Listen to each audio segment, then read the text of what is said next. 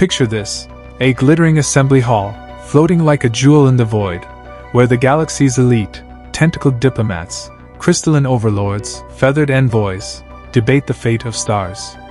But one day, the loudest voice falls silent. The species that built bridges between worlds, tamed black holes, and laughed in the face of extinction, just walks out the door. And in that moment, the stars themselves hold their breath. What happens when the glue holding the universe together decides it's done? Welcome to the story of the day everything changed, forever. It started with a spark of curiosity, as these things often do. 3 centuries ago, humanity stumbled into the wider cosmos, not with a bang, but with a polite, hello, broadcast from a ramshackle probe we jury-rigged in a garage on Mars. The signal pinged across the void, carrying grainy images of blue oceans, sprawling cities, and us, messy, inventive primates who'd gone from cave paintings to warp drives in a blink. Our history was one of trial and error, surviving ice ages, harnessing fire, splitting atoms, and finally bending space itself. We weren't perfect. Scars from old wars and ecological mishaps dotted our records, but they fueled our drive to improve. The Galactic Concordance. That's what they called their club, a sprawling network of 1,247 species bound by treaties thicker than a neutron star, responded with the enthusiasm of a cat eyeing a new toy. Scouts arrived first, sleek vessels from the Victories Collective, all iridescent hulls and probing sensors. They scanned our worlds, poked at our tech, and declared us adequate for provisional membership. Their reports back home painted us as curious anomalies, resourceful, yet chaotic, with a penchant for improvisation that both intrigued and unsettled them. We were thrilled. Earth sent its best, a delegation of engineers, linguists, and that one rogue diplomat who'd once talked down a hijacker with bad poetry. Led by Ambassador Elena Vasquez, a sharp-eyed woman from the Andes who'd climbed Everest for fun and negotiated peace in fractured regions back home, they stepped into the grand atrium of Concord Prime. The chamber was a marvel. Walls of living crystal that shifted colors with emotions, floors that hummed with the footsteps of 1,000 worlds, and holographic displays projecting real-time data from distant nebulae. The welcome was lukewarm.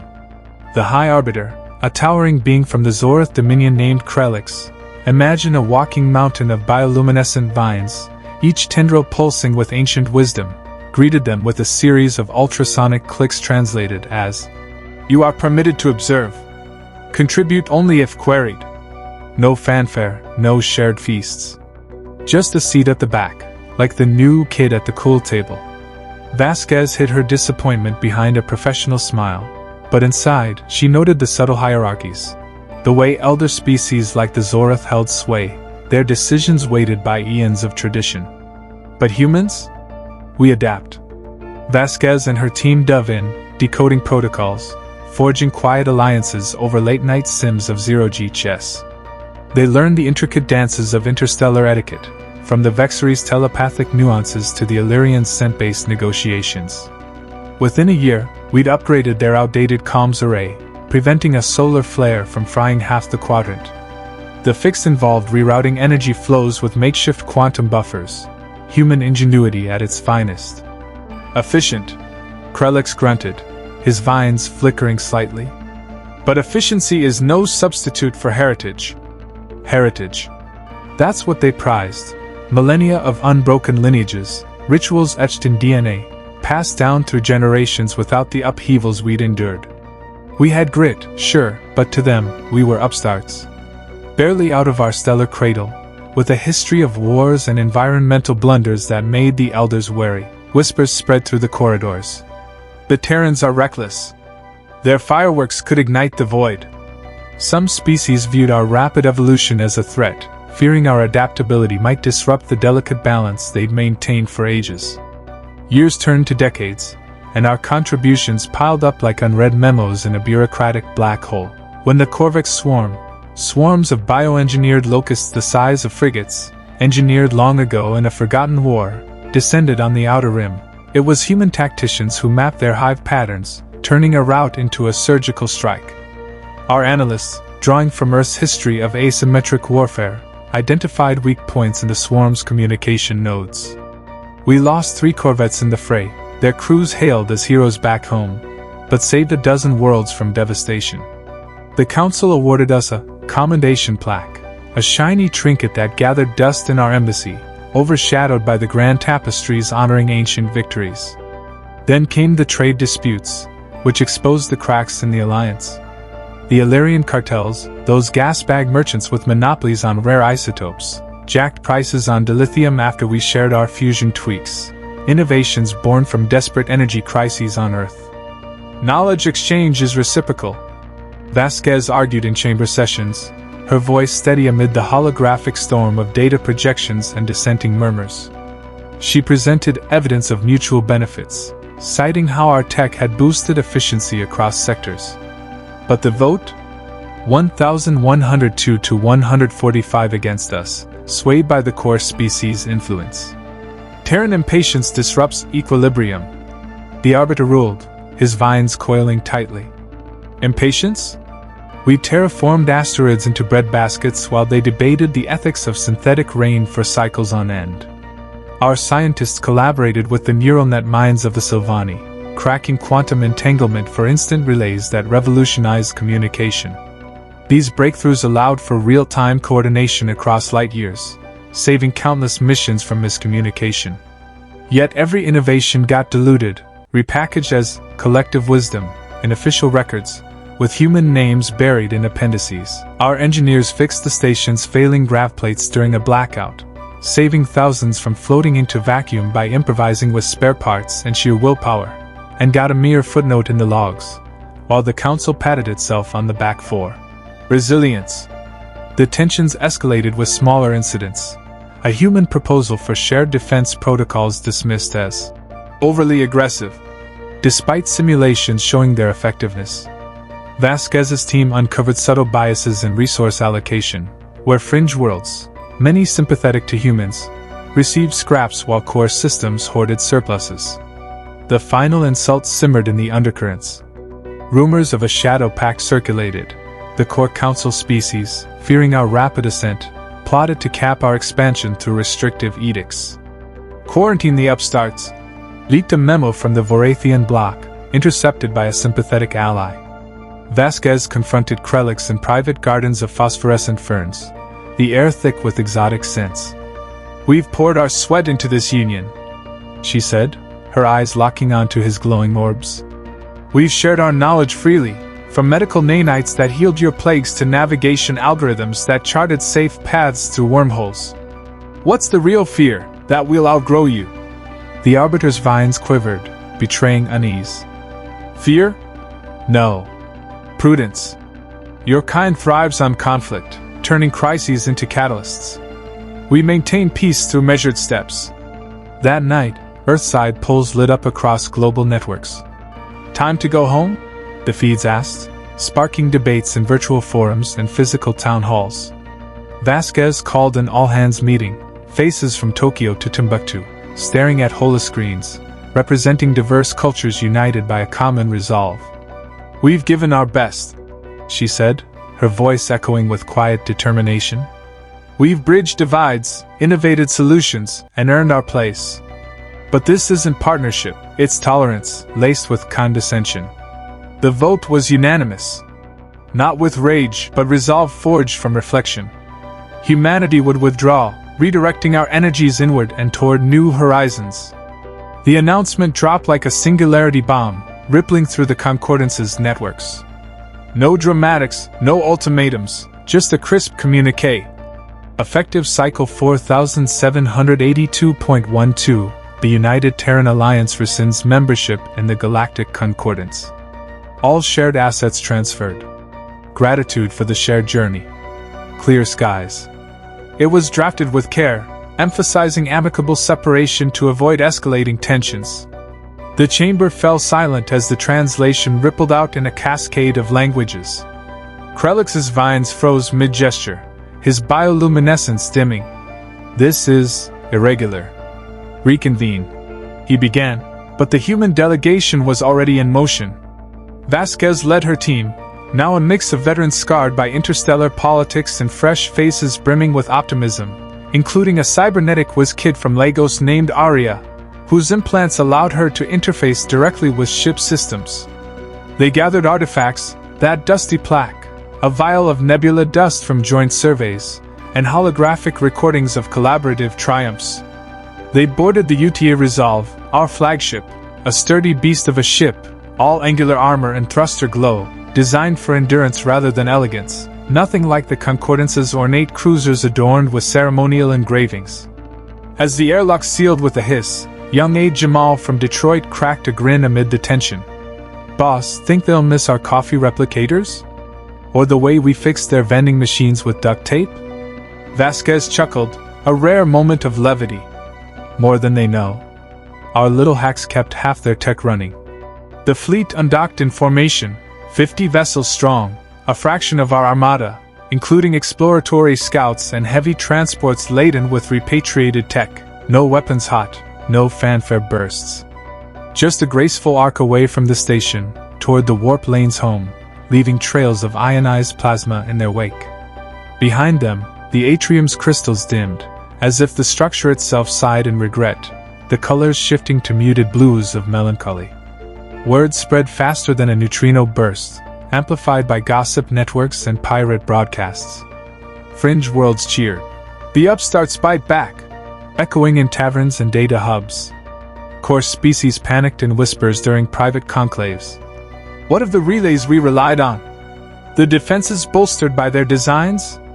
Krelix called an emergency session, his voice booming through the chamber. Terrans depart on a whim. We must prepare contingencies, he declared, masking uncertainty with authority. Subcommittees formed to assess impacts, but cracks were already forming in their confident facade. Contingencies. That's what they called it when the first cracks appeared, unaware of the cascade to come. Week 1, trade lanes choked to a standstill. Human haulers had run 40% of the bulk freighters, rugged ships that braved asteroid belts the alien hulls couldn't touch, equipped with reinforced shielding inspired by Earth's mining rigs. Without them, isotope shipments stalled, stranding convoys in hazardous zones. The Illyrians' cartels ballooned prices threefold, sparking black markets and smuggling rings. Riots erupted on fuel-starved outposts, with protesters clashing against enforcers in zero-G skirmishes. "Where are the Terran barges?"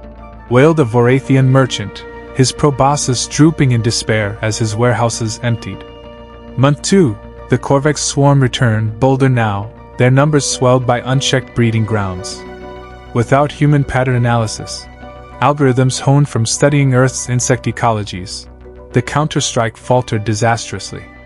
Swarms devoured agridomes on Epsilon Eridani, starving billions and triggering famine alerts across sectors. Council fleets arrived late, their rigid formations shredded like foil in the chaotic melee. "Adapt!" a surviving Vexery captain broadcast desperately, his ship limping away. They adapted everything, from weapons to wonders. By quarter 3, the real storm hit. The Void Reavers, pirate clans from the uncharted fringes, scented weakness like sharks in bloodied waters. Augmented with scavenged human tech, ironic that, as they pilfered prototypes we'd discarded, they hit convoys with guerrilla precision, using hit-and-run tactics reminiscent of human history. A Vorathian dreadnought fell in hours, its massive hull breached by improvised torpedoes, crew venting into space amid frantic maydays. Krelix watched the feeds in his private sanctum, vines wilting as reports flooded in. "We forbade their weapon designs for this very reason," he muttered. "Now they turn against us in the hands of outlaws." Meanwhile, Earth thrived in quiet isolation. Vasquez's team repurposed Concordance gifts into orbital yards, churning out independence. Scout drones that mapped rogue asteroids with AI precision, medbays that healed with nanite swarms derived from our biotech advances.